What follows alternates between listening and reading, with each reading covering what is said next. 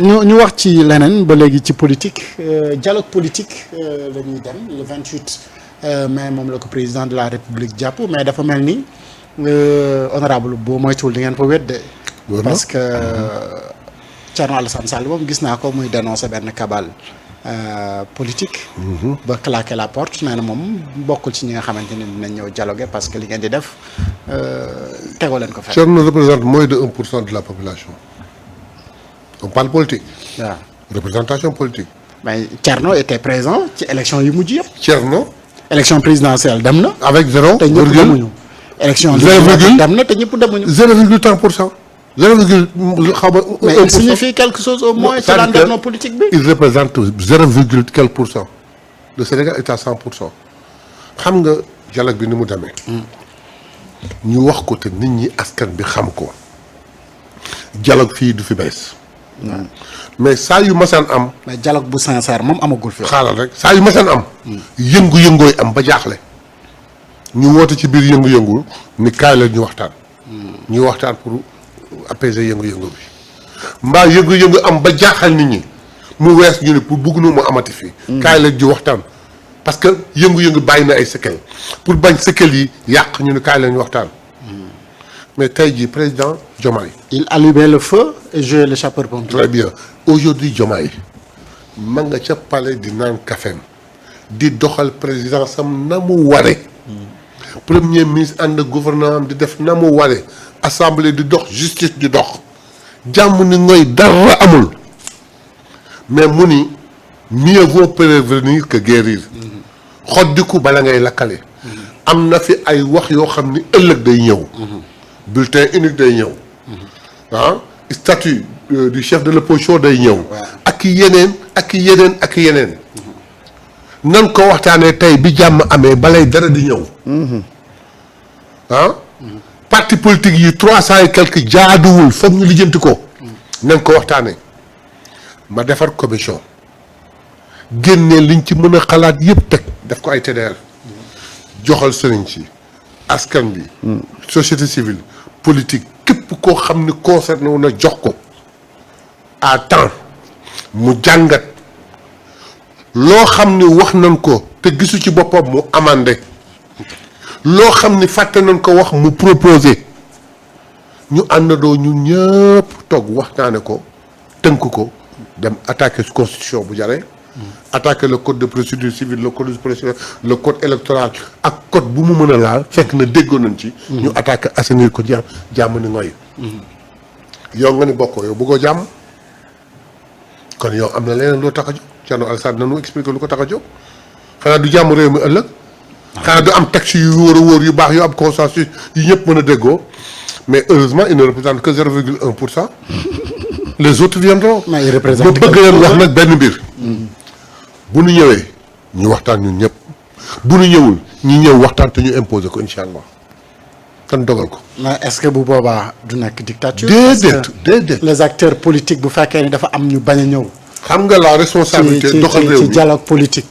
la responsabilité doxal réew mi ngi aju ci moom la ko askan bi dénk waroon na mën a ñëw sax ni lii ak lii ak lii laa xalaat na mooy defar jox ko assemblée voté ko mu jàll. mu def ko référendum ñu dugal ko ci constitution mu jàll mu ni xalaat naa lii mais kaay leen ñu waxtaan mais responsabilité tàllal yoon moom la ko askan bi jox de moom mooy président de la République. mais ñoom nee nañu du ñu ñëw parce que tout simplement dafa am ay ndëgg sërëx yoo xam ne dafa lalu ci ay xalaatu politique yu ngeen fa nar a def. mais c'est très simple nañ ko wax askan bi dégg ko jox nañ leen ay TDR lu ma wax lu jaaduwul amandel.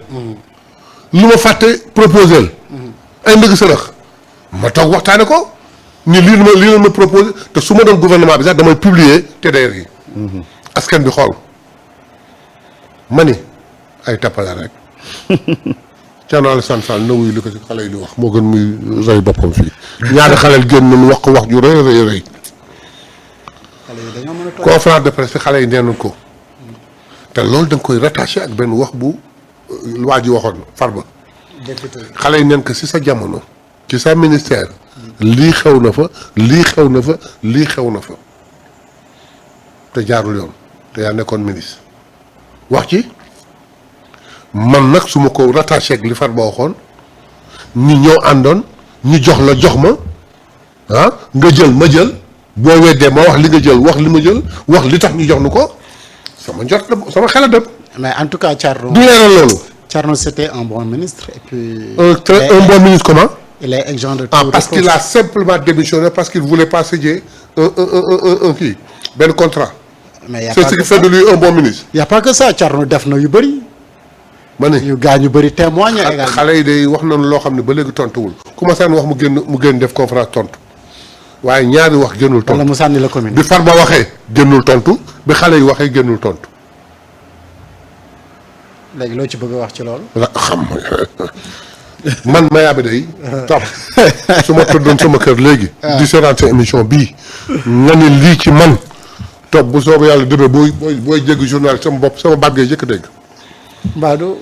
oui man ku ma tuuma yow barki tamit bi Ousmane Sonko waxee ak moom à l'Assemblée nationale yi neexu ko la lendemain lu mu def woo toute la presse taxaw wax li mu wax yëpp tey ñu taxaw wax la wax yu leer Farba moo jëkk wax menacé la wax ju leer li ngay woote nekkul ci yow jub gi ngay woo jubuloo ñoo ànd nga jël ma jël soo weddee ma wax li nga jël wax li ma jël wax ki ñu jox wax lu tax mu jox nu mais même Farba bi moo fi ñëwoon ne ba bu léegi fekkul woon dañ leen joxoñ Amadou konoon moom Thierno lay supporter comme candidat ci élection présidentielle yi ba tey est-ce que waxu Farba xëy na jàppal après waaye ba Farba waxee loolu Thierno Alassane Sall ba tey waxu ci et puis xam nga kañ la ci sànni baat ba Farba nekk ci loxo kii loxo yoon mu xam ne Farba mënutul wax ci la ci sànni baat ci benn conférence te dañ ko posé question mu effleuré ko dem tey mu tudd Ousmane Sonko xam nga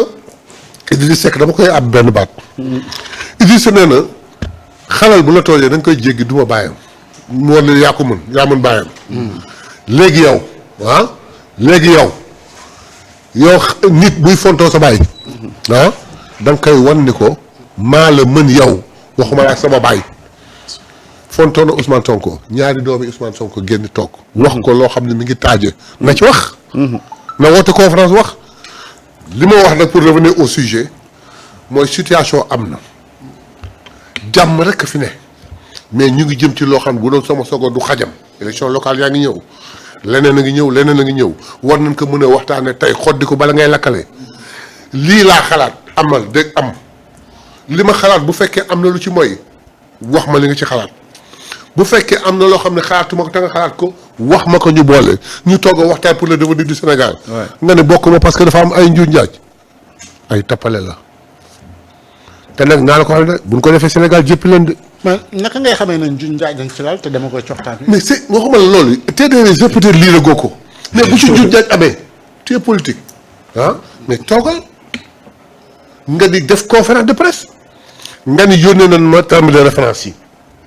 lii la ñuy wax lii ndëgg sërëx la lii ak lii mu leer ci boppu askan bi ñun amuñu lu ñuy làq waaye yow nga teel a wax ni duma dem parce que dafa am ndëgg sërëx c'est que sa dem moo amul njëriñ. mais man foofu. alors Samba naka nga mën a jàngatee. un acteur politique te. jàmm réew mi ko soxal. waaw ñu woote pour waxtaanee jàmm réew mi ak politique ak la ko lamb. nga ne doo ñëw. waaw voilà. xam nga dañu leen tegal piège boo xam ne bu ñu amul intelligence politique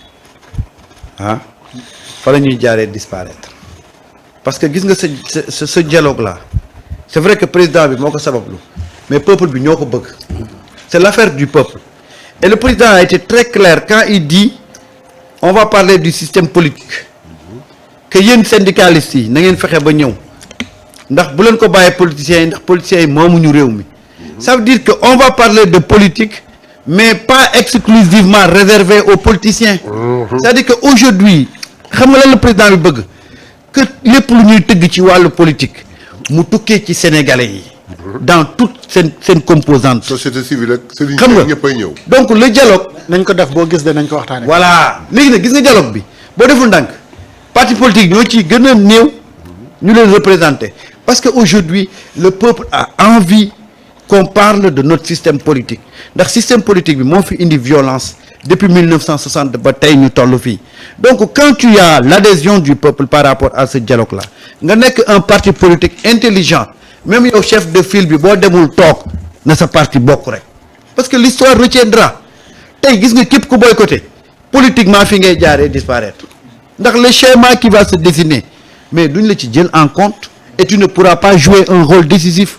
mais man même si je suis pas d'accord mais je vais participer à ce rendez-vous là pour que ëllëg si biir lu ci mën di am mais au moins dinaa ne kat bokk naa ci mais ba ma demee position bi laa jël parce que le dialogue là aujourd'hui ce n'est pas parti politique yi mais c'est pour tous les citoyens et que je sais que ak citoyens ni ñu ciy waxtaanee nii tu verras tous les mouvements yi nga xam dafa nënk citoyens danañu dem dajaloo bokk ci dialogue boobu. Samba waaw nga dialogue bi benn terme rek moo dérangé boo ko ci dindi woon rek ñëpp dem. muy ban.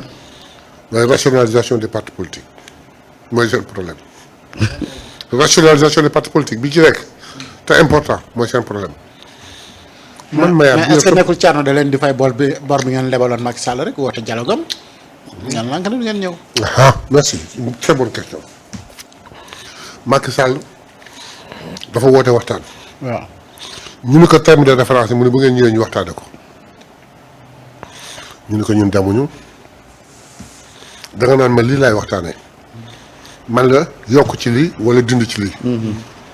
waaye doo ma bàyyi ma dem ba ñëw toog nga ne ma lii lay waxtaan te intéressé wu ma yàq sama temps du ma ko def ñun dañ ni leen kaay ñu waxtaan lii ak lii ak lii ak lii lay waxtaanee.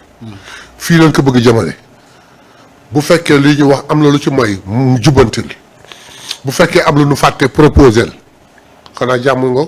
yamul bokkul nuroowul mais rationalisation des partis politiques man Maya bi yore sama parti boo xam ne sama jabar sax bokku ci man ak sama sac sama numéro de téléphone aw ma adresse aw ma dara aw ma sax 9 personnes Thierno Alassane Sall dans son parti est-ce que dégg nga benn cadre Thierno Alassane Sall ma sa wax